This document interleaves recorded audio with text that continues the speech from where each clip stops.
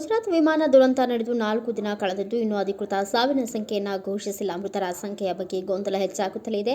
ಆಸ್ಪತ್ರೆಯ ವೈದ್ಯರು 270 ಶವಗಳು ಪತ್ತೆಯಾಗಿದೆ ಎಂದಿದ್ದಾರೆ. ಆದರೆ ಈ ಬಗ್ಗೆ ಅಧಿಕಾರಿಗಳು ಮಾತ್ರ ಮೌನ ಕಾಯ್ದುಕೊಂಡಿದ್ದಾರೆ.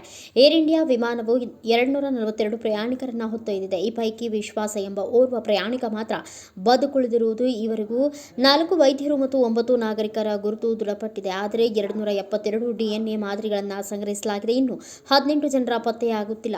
ಗುಜರಾತ್ನ ಅಹಮದಾಬಾದ್ ವಿಮಾನ ದುರಂತದಲ್ಲಿ ಅಧಿಕೃತ ಸಾವಿನ ಸಂಖ್ಯೆಯನ್ನು ಸರ್ಕಾರ ಇನ್ನೂ ಬಹಿರಂಗಪಡಿಸಿಲ್ಲ. ಇದರಿಂದಾಗಿ ಮಾಧ್ಯಮಗಳಲ್ಲಿ ಬೇರೆ ಬೇರೆ ರೀತಿಯ ಮೃತರ ಸಂಖ್ಯೆ ಪ್ರಕಟವಾಗುತ್ತಿದೆ. ಶನಿವಾರ ಸಿವಿಲ್ ಆಸ್ಪತ್ರೆಯ ಡಾಕ್ಟರ್ ಧವಲ್ ಗಮೇಟಿ ಅವರು 270 ಶವಗಳನ್ನು ವಶಪಡಿಸಿಕೊಳ್ಳಲಾಗಿದೆ ಎಂದು ಮಾಧ್ಯಮಗಳಿಗೆ ಬಹಿರಂಗಪಡಿಸಿದ್ರು. ಆದರೆ ವಿಮಾನದಲ್ಲಿದ್ದವರ ಸಂಖ್ಯೆ ಮತ್ತು ಹಾಸ್ಟೆಲ್ನಲ್ಲಿ ಮೃತಪಟ್ಟವರ ಸಂಖ್ಯೆಯು ಇದು ವ್ಯತಿರಿಕ್ತವಾಗಿದೆ.